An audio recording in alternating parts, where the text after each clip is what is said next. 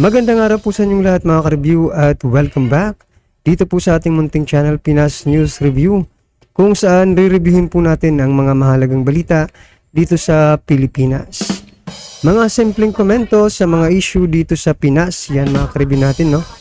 Eto nga po no, mga ka-review natin, to the rescue, panibagong resupply mission. China tumangging bayaran ang pinsala sa WPS, naku po. Dahil mga ka-review natin, patungkol po riyan ang ating bibigyan ng reaksyon, komento at kritisismo kung meron man po, no? Mula po ito kay PHTV, mga ka-review natin, nasa description po ang full video link ng balitang ito. Subscribe nyo na po. PHTV yan mga ka-review natin. At kung bago ka pa lang at di pa nakapag-subscribe sa ating munting channel, please don't forget to subscribe at i-click na rin po ang bell notification para updated ka po sa lahat ng ina-uploads nating reaction video. Yan mga ka-review natin, no? China umatras, pinagtutulungan na. Yan mga ka-review. Eto na, sama-sama sabay-sabay po natin pakinggan, panoorin at bigyan ng reaksyon ang balitang ito. Eto na po.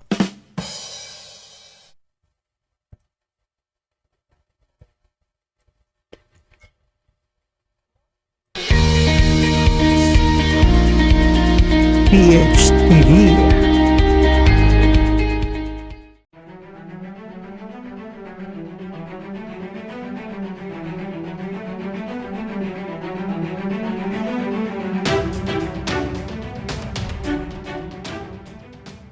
Iniulat na nag-deploy umano ang US Navy na isang warship malapit sa Ayungin Shoal upang bantayan ang ginawang resupply mission ng Armed Forces of the Philippines at masiguro ang kaligtasan ng mga barko ng Pilipinas sa lugar. Ayon sa report na dineploy umano ng US Navy ang isang Arleigh Burke-class destroyer na USS Benfold malapit sa Ayungin Shoal at sinabi na hindi umano mahagilap ang mga barko ng Chinese Coast Guard sa lugar habang isinasagawa ang resupply mission. Sinabi naman sa pahayag ng tagapagsalita ng Pentagon na si John Kirby na dineploy nila ang USS Benfold upang ipakita sa China na nakahanda ang US military na tulungan ang Pilipinas sa mga misyon nito sa West Philippine Sea. Sinabi niya na kailangan nilang suportahan ang resupply mission ng Armed Forces of the Philippines upang maiwasan at matigil na ang mga ginagawang panghaharas at panggigipit ng Chinese Coast Guard sa mga barko ng Pilipinas. Iniulat ito matapos sinabi ng isang tagapagsalita ng Ministry of Foreign Affairs ng China ng aligasyon ng gobyerno ng Pilipinas na mayroong pananagutan ang Beijing dahil sa pinsala sa mga coral sa West Philippine Sea ay walang katotohanan at batayan. Sinabi ng tagapagsalita ng Chinese Foreign Ministry na si Mao Ning na kung totoong nagmamalasakit ang Pilipinas sa environment, dapat umano nitong alisin ang BRP Sierra Madre mula sa Ayungin Shoal na kung saan kilala sa China bilang Renai Jiao.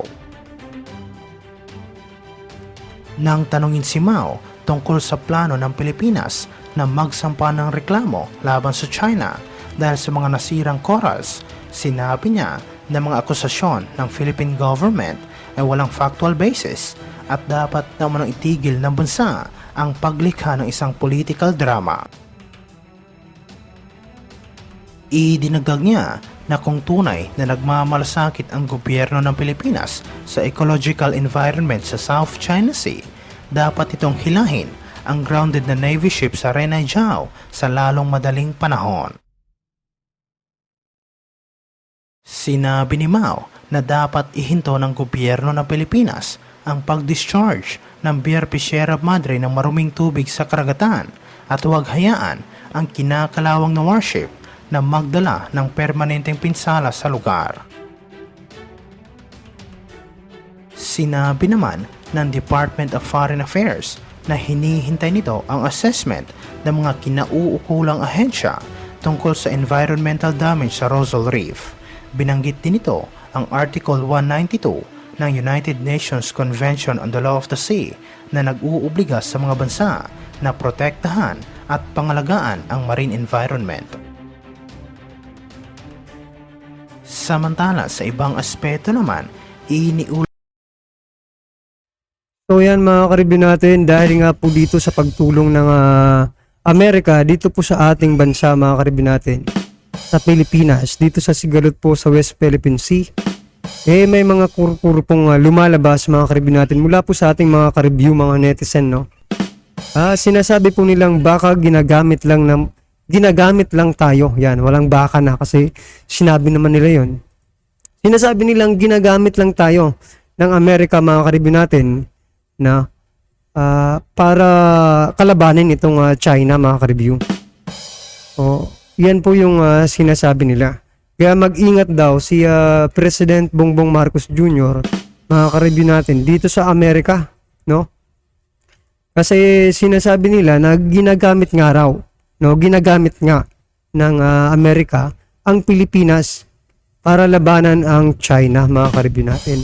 Di naman lingid sa ating kaalaman mga karibyo natin na ang Pilipinas ay ang China at US po ay talagang magkalaban. Mapa-ekonomiya man, no, mga karibyo, magkalaban pa rin sila. So yan mga karibyo natin, ano po ang masasabi dyan ha? Well, para sa akin po mga karibyo natin, kung ginagamit man tayo ng Amerika mga karibyo, ginagamit rin naman natin sila di ba mga karibyo natin? Ginagamit rin naman natin sila para tulungan tayo dito sa, di ba? Dito sa sigalot natin sa West Philippine Sea para labanan ang China. Ano bang ini-expect? Di ba? Kasi di ba? May batas yan law of nakalimutan ko. Law of reaction, ba? Or law of diba basta may universal law mga ka-review. Like law of attraction, diba? Law of reaction, may something na ganyan na pag kung ano man ang yung ginawa, magre-react syempre yung diba? Yung ginawan mo ng something. So tinutulungan po tayo ng Amerika. In return mga ka-review natin, kung ano man po ang interest ng Amerika about dito sa China, wala na po tayo doon. 'Di ba? Kung ginagamit man tayo, ano ngayon, ginagamit rin naman natin sila. 'Di ba mga ka-review natin? Bakit kaya ba ng Pilipinas ang China mga ka-review natin? Hindi naman sa inaano natin na puro na lang tayo Amerika, nakasandal sa Amerika. 'Di ba? Yun nga po yung tanong natin bakit kaya na po ba ng Pilipinas? Kung wala ang ating mga allied na mga ibang bansa para lumaban dito sa China? Yan po yung mga ka-review natin. Kayo po, ano pong masasabi nyo dyan na sinasabi nila na ginagamit lang tayo ng Amerika para labanan ang China? So, anong comment nyo po dyan mga ka-review natin? Ako po, gaya nga po ng sabi ko, ginagamit rin, kung ginagamit tayo nila, ginagamit rin natin sila, di ba? Ginagamit rin natin sila para, di ba, tapusin itong sigalot dito sa West Philippine Sea. ulat na isang source na pinagsabihan umano na isang mataas na opisyal ng Chinese Communist Party si President Xi Jinping na posible umanong sumiklab ang World War III sa South China Sea kung pipilitin ito na alisin ang BRP Sierra Madre mula sa Ayungin Shoal. Sinabi ni dating Chinese President Hu Jintao na sigurado umanong sasaklolo kaagad ang US military sa Pilipinas at hahantong ito sa isang matinding digmaan kasama ang mga kaalyado ng Amerika laban sa China. Sinabi ni Hu Jintao na malaki ang posibilidad na tutulong ang mga kaalyado ng Amerika sa pagdepensa sa Ayungin Shoal tulad ng mga bansang miyembro ng North Atlantic Treaty Organization. Inamin din ni Hu Jintao na hindi umano sigurado ang Chinese government na tutulungan sila ng kanilang mga kaalyado tulad ng Iran, North Korea at Russia, kaya't dapat munang ipagpaliban ni Xi Jinping ang mga plano nito na sakupin ang buong South China Sea. So yan mga ka-review natin, talagang pag ginawa nilang tanggalin ang BRP Sierra Madre doon sa West Philippine Sea, mga ka-review natin, sa Ayungin Shoal, mga ka-review, talagang, di ba, pagtutulong-tulungan na nga. Itong, hindi tayo nagsabi, mismong opisyal ng China, mga ka-review natin, ibinabalaan yung kanilang presidente. Ano ba ito? Kanilang leader na si Xi Jinping, mga ka-review, na, di ba, ipagpaliban lang muna kung ano man ang plano niya dyan sa West Philippine Sea. So, ibig sabihin, mga ka-review natin, natatakot din ang China, di ba? Na sumiklab ang gera, mga ka-review natin. Kasi hindi nga nila kakayanin, mga ka-review natin, kapag marami na pong mga bansa, no, ang magtulong-tulong na labanan sila. Kaya lang naman malakas ang di ba, malakas ang loob ng China, mga ka-review natin, pagdating sa atin kung Pilipinas lang, kasi napakaliit po natin at kulang po tayo sa kagamitan. Ngayon, dahil po sa dito sa ipinapakitang tulong ng US, mga ka-review natin, nag-aalangan sila, no? Nag-aalangan sila na birahin, no? Birahin ang ating mga armed forces doon sa West Philippine Sea, no? Kaya ngayon, medyo ano na tayo, medyo yamado na tayo sa China, mga ka-review natin. Kung dati, mga ka-review natin, di ba, kinakabahan tayo kung palaging, di ba, pag umaatake na yung China. Ngayon po, iba na po. China na po ang kinakabahan, mga ka-review natin. Na nabaliktad na po yung sitwasyon. Which is na maganda, para sa atin. May kinakatakutan din pala itong mga Chinese, no, mga ka-review. Itong China.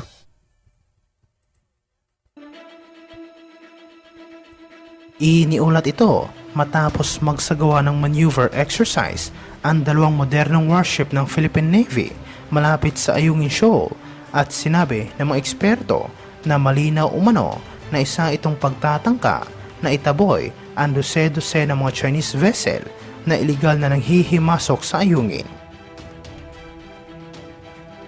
Ang Western Command na nakabase sa Puerto Princesa ay nag-report ng BRP Antonio Luna, isang Jose Rizal class guided missile frigate, kasama ang BRP Gregorio del Pilar, isang Hamilton class high endurance cutter, ay naglayag malapit sa Ayungin Shoal na kung saan matatagpuan ang nakaground na BRP Sierra Madre. Sinabi ng Western Command ng kolaborasyon ng mga Philippine Navy vessel ay nagsisilbing isang malakas na reminder sa kakayahan ng hukbong dagat ng bansa, na kung saan ito ay may malakas na presensya at determinasyon na gawin ang misyon nito na protektahan at depensahan ang maritime interest ng Pilipinas.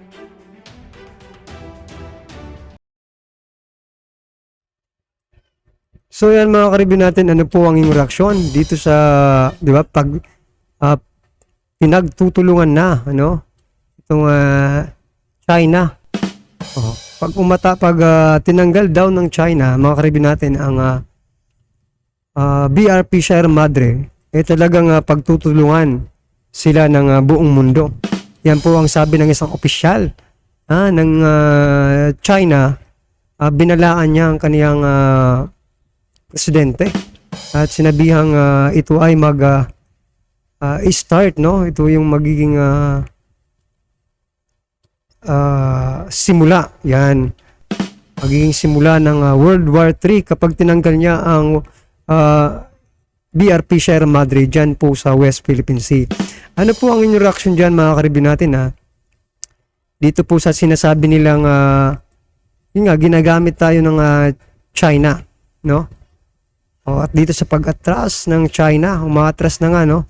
Atras muna sila, mga ka-review, kasi hindi nila kaya kapag nagsama-sama na po ang iba't ibang bansa para tulungan ang Pilipinas. Yan, mga ka-review natin, ano man po yung reaksyon, i-comment lang po sa baba para atis alam po ng ating mga kababayan ang inyo pong nararamdaman, reaksyon dito sa balitang ito. Alright, kung bago ka pa lang at di pa po nakapag-subscribe sa ating munting channel, please don't forget to subscribe at i-click na rin po ang bell notification para updated ka po sa lahat ng ina-uploads nating reaction video.